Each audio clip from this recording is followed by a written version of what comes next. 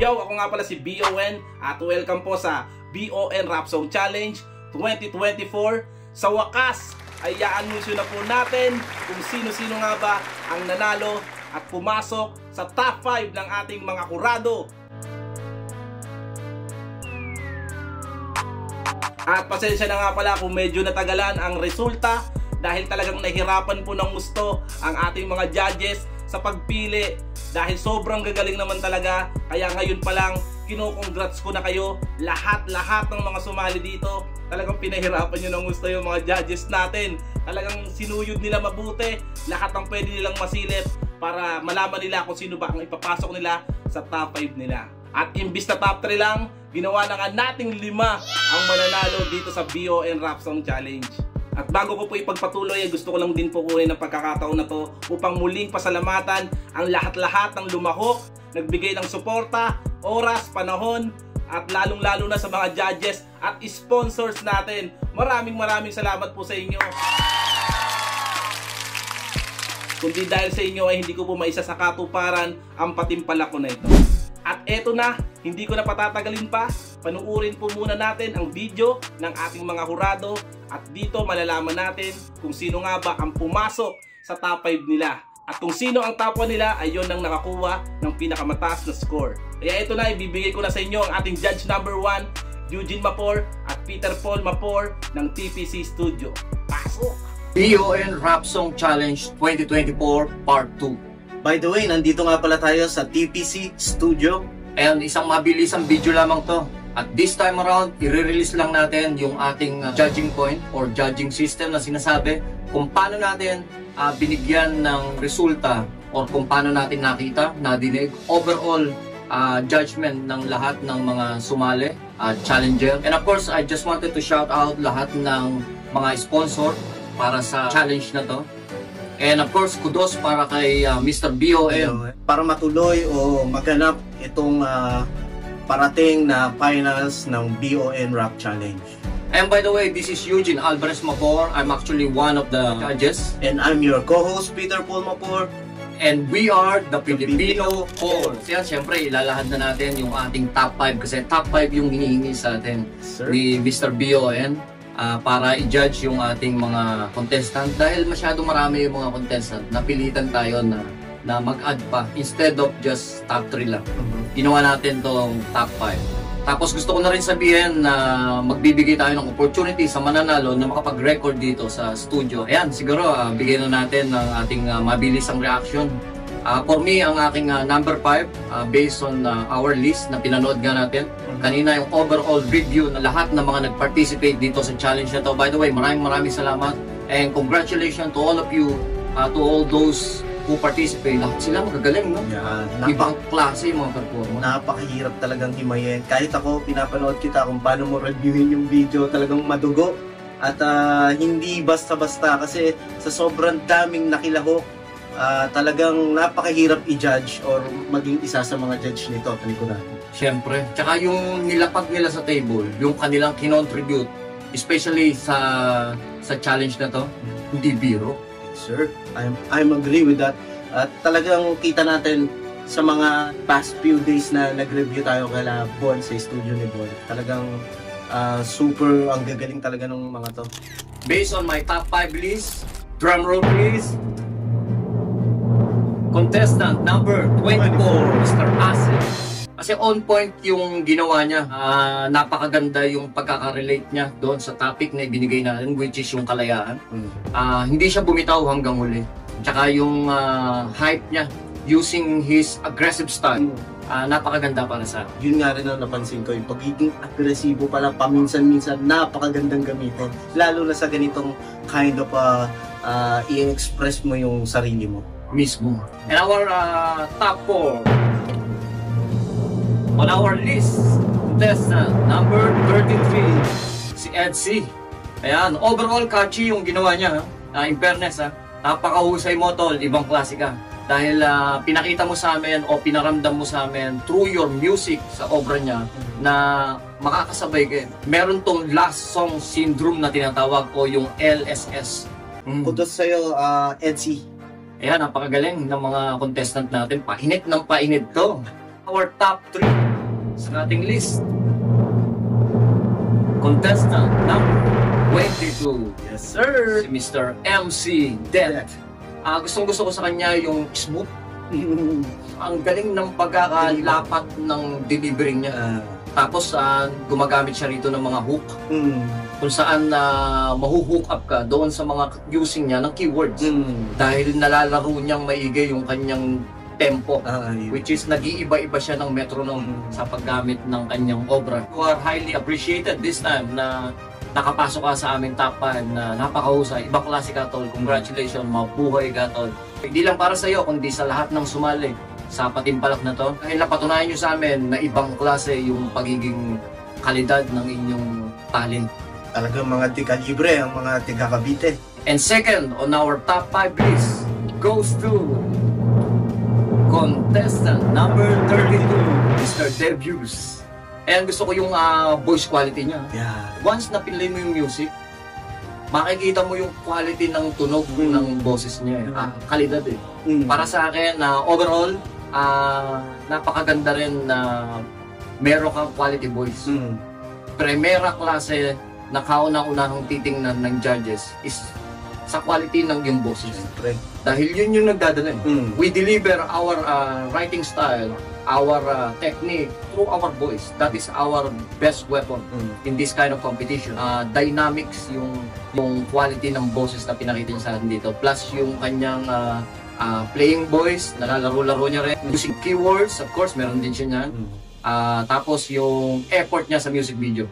Kudos nga pala, yan, tol, napakahusay. Hindi mo napakagandang bagay na nagbibigay tayo ng effort dahil na-appreciate yun ng mga judges. And of course, syempre, napapagbigay, alam nyo sa amin, naihahatid nyo sa amin na gusto nyo talaga na kahit paano, magdominante sa gantong klase ng Patimpalak.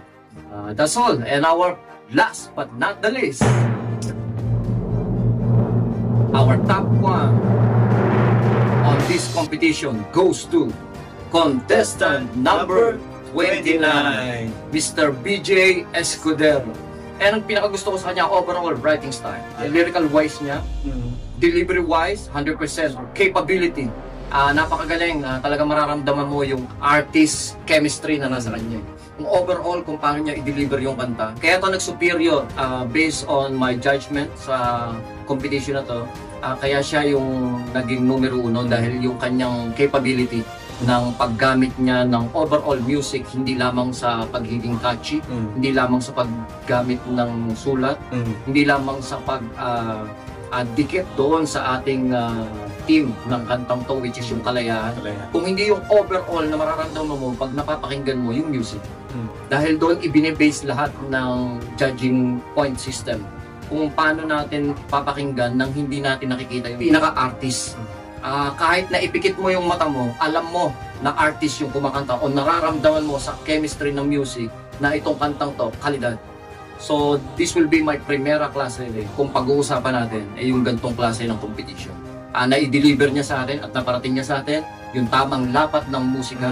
At super overwhelming ang naisulat ng mga liriko at Mismo. kung paano niya i-deliver. And of course, catchy. Napakalaking puntos din nun para matandaan mo yung kanta kahit na hindi mo na siya napapakinggan. Para po sa lahat ng mga sumali, di ba po ito yung ating huli ng Patimpalak or challenge na magaganap together with Mr. Pio, and sana po patuloy po tayong sumuporta at tumutok sa ating channel para manatiling updated ka kung saan nandito ka sa channel na kapag hindi ka na-entertain, sigurado tinlaya. Maraming salamat po. At yun na nga, maraming salamat paring Eugene, paring Peter ng TPC Studio. At eto naman ang ating judge number 2, Jester. Yun, magandang araw sa inyo lahat. Ako nga pala si Jester. Isa sa mga naimbitahan ni Kuya BON maging judge sa BON Rap Song Challenge Part 2. Kuya Bon, una salamat sa pag-imbita sa akin bilang maging hurado. Kahit tingin ko wala naman ako sa posisyon para mag-judge sa ganitong klase ng Patimpalak. Kaya Kuya Bon, thank you. And congrats na rin sa successful na Rap Song Challenge ulit. Pangalawa, congrats sa mga sumali, sobrang dami nyo. Ang hirap mamili, ang gagaling yung lahat. Nasa almost 40 ata yung sumali, kaso Pipili lang namin 5 top 5, kaya sobrang hirap pumili, ang hirap mag-judge kasi magagaling talaga lahat. Bale yung judging ko, syempre binase ko sa criteria na binigay ni Kuya BON, no, which is 50% lyrics. Dito sa 50%, dito ko na nilagay yung dito ko na pinasok yung writing skills tsaka rap skills. Sa writing skills, dito ko na nilagay kung dito na ako nagbasa kung paano mo pinaliwanag yung tema na binigay sa inyo ni Kuya Bon, kung paano nyo in-explain yun, paano kayo nagsulat in a creative way, no? Ganun din sa rap skills, kung paano nyo ni-rap, kung paano nyo nilapat doon sa beat na binigay ni Mr. Dames, na isa rin sa mga judges natin. Sobrang solid din yun. Yun, doon ko pinasok yung dalawa. Yung isa naman ay 20% creativity. Dito ko na pinasok yung ang gumawa ng lyric video, music video, tapos yung mga nag-record, no? Plus points din yun, yung mga ganun. May mga 20% naman yung relevance. Ito syempre importante kung gaano ka-relevant yung sinulat mo, kasi nagbigay si Kuya Bon ng topic which is kalayaan, no? Syempre kung yung topic mo, yung sulat mo medyo malayo, minus points. Kung sakto naman, syempre plus points yun. So 10% yung audience impact. So yun, na-explain ko naman na kung paano ko sinundan yung criteria ni Kuya Bon, no? Syempre sobrang hirap talaga mamili. Binase ko rin to sa preference ko bilang isang hip-hop fan, bilang isang tagapakinig din talaga, at nagsusulat din naman paminsan-minsan. Bale, ang ginawa ko dito, syempre pumili muna ako ng 10 contestant, at ulit-ulit namin pinakinggan, ulit-ulit kong pinakinggan hanggang sa makapili ako ng 5. Nung nakapili na ako ng 5, dito na ako nag-arrange kung sino yung top 1 hanggang sa top 5 ko para sa akin. Bale, simulan natin sa top 5. Ang top 5 ko ay si Raz, entry number 7. Ang top 4 ko ay si Levi's, entry number 13. Ang top 3 ko naman ay si JB Escudero, entry number 29. Top 2 ko ay si MC Julio, entry number 31. At ang aking top 1 ay si Edsy, entry number 33. So, yun, congrats sa inyong 5. Congrats sa mga sumali, syempre. Congrats ulit sa mga nanalo. Syempre top 5, ulitin ko, top 5 ko ay si Raz, top 4 ko ay si Levi's, top 3 ko ay si JB Escudero, top 2 ay si MC Julio, at ang aking top 1 ay si Edsy. Yun, congrats ulit sa inyong lahat, at maraming salamat sa mga sumali. Salamat din Kuya Bon sa pagpipita bilang maging judge. Yun na, maraming salamat Jester. At para naman sa judge number 3 natin, ang producer ng beat ng challenge na to, Mr. Dames. Yo, what's up? Ako nga pala si MD Beats. Maraming salamat po sa lahat ng mga sumali sa BON Rap Song Challenge. Saludo po ako sa inyo sa mga effort nyo. Para sa akin, lahat kayo panalo. Bali, umpisahan na natin sa top 5 ko, sa napili kong top 5. Ito, para sa akin to, para sa akin. So, nagbase ako sa kung ano yung criteria na hinihingi ng challenge. So, sa akin, rap song, pag sinabing rap song, automatically ay meron dapat akong i-expect sa kanya na magandang hook. O kaya hook na lang, chorus. Okay, para sa akin, ayun. So, ito para sa akin, mga napili ko, ang hirap pumili dahil may mga hindi ko na isama na gusto ko rin, kaso top 5 lang. So, eto yung napili ko na pang fit, si MC Death. Yan. Isa si MC Death, para sa akin napakalinis ng mensahe niya, then yung hook niya, na-hook niya rin ako. Para sa akin, ang ganda ng hook talaga ni MC Death. Yun, siya yung pang fit ko. Pang fourth ko ay si Edsy. Si Edsy, yung malino ng mensahe sa akin, okay din yung hook niya, maangas. Ayun, siya yung pang fourth ko. Third ko naman ay si BJ Escudero. Siya naman yung pang third ko. Ayos, maangas, lyrics. Yun, nilagay ko siya sa pang third. Para sa akin naman ngayon, sa second placer, para sa akin ay si Azel. siya yung pinili ko sa second placer. Kasi yung pagbungad niya talagang gigil na agad. Then yung mensahe, ramdam na ramdam ko paano niya laruin yung salita. Bars kung bars talaga, panalo para sa akin. Ang para sa akin ng pang first, si D-Views. Siya yung pinili ko kasi all in all, music video, effort, creativity, mensahe, hook, panalo para sa akin. Siya yung pinili kong first. Yeah, yun lang. Ay, kasi alam nyo na, yun ang nagbase lang talaga ako sa mga kung ano nilamang ng iba, nilamang nito. So inangat ko siya na inangat, parang ganun. Anong nangyari yung pagiging ano ko. Kasi para sa akin magagaling kayo. Iba nga, hindi ko na naipasok sa top 5 kasi hanggang top 5 lang pero magaling din talaga kaso meron ako hinahanap nga yung parang nilamang ng isa, kaya siya umangat. Kaya siya umangat. Ganun ang ginawa ko. So may narinig ako sa kanyang salita na hindi narinig sa iba.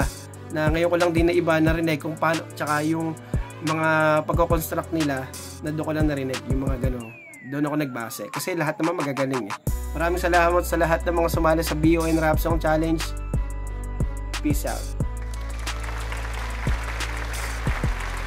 Yeah, at para sa akin, napakaganda ng mga sinabi mo, pare. Maraming salamat. At eto naman ang ating judge number 4, 00. Ay, gano'n tayo. Magandang araw sa inyong lahat. Sa mga hindi nakakilala sa akin, ako si 00 ng Makata Parawan 08, Ilcom Cartel, FIL, Tansa Spines, Tubong Tansa. So, representing Tansa.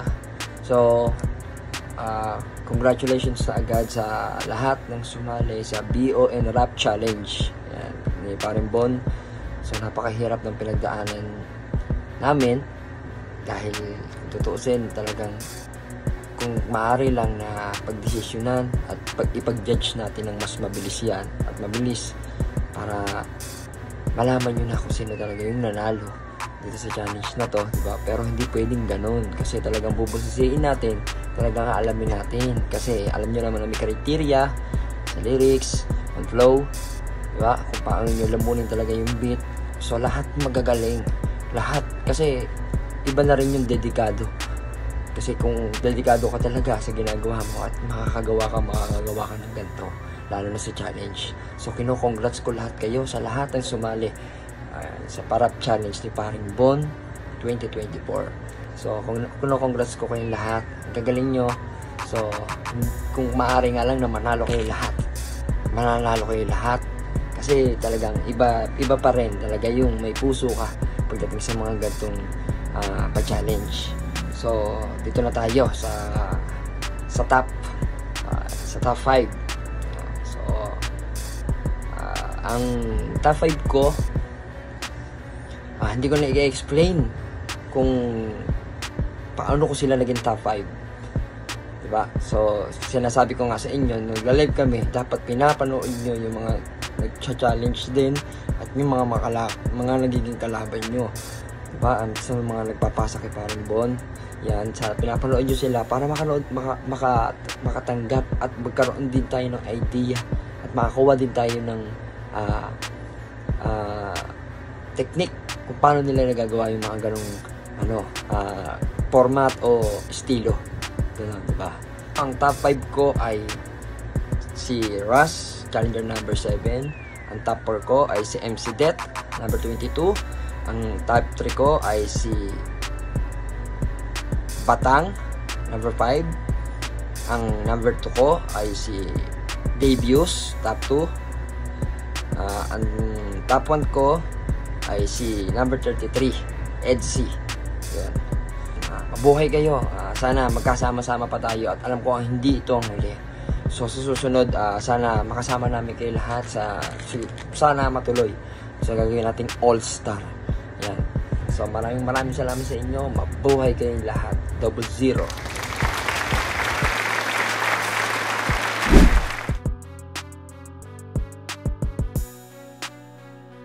So ayun na nga, congratulations po sa lahat ng mga winners natin dito sa BON Rap Song Challenge 2024 at sa bagong champion na si EDC! Nakakulong ka sa sarili mong kaisipan, umasa na lahat ng to'y panaginip lang.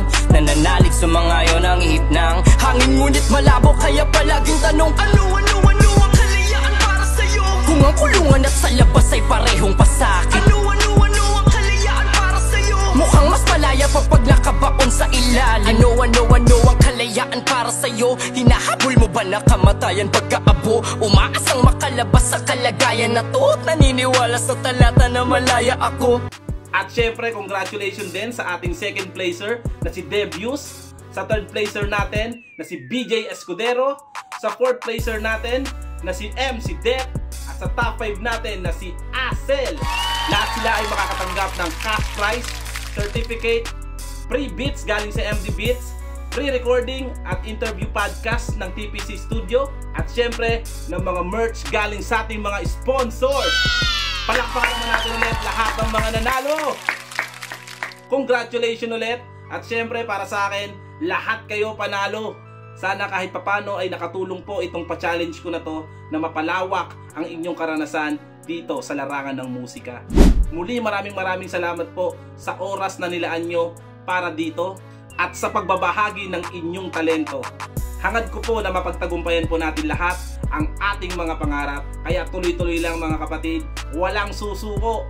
At bilang souvenir sa lahat ng mga sumali, nag-judge, nag-sponsor sa atin dito sa BON Rap Song Challenge, ay gumawa po ako ng certificate na ipapost ko po dito sa Facebook ko. Stay tuned at malay natin sa susunod ay maging mas malaki na to. Muli maraming salamat po sa lahat ng sumuporta, sumubaybay at nagbigay ng oras para dito. At dito na po nagtatapos ang ating BON Rap Song Challenge 2024. Muli, ako po si BON, ang inyong host at head organizer, at nag-iiwan ng salitang mabuhay kayo, tuloy-tuloy lang tayo, at God bless us all. Thank you.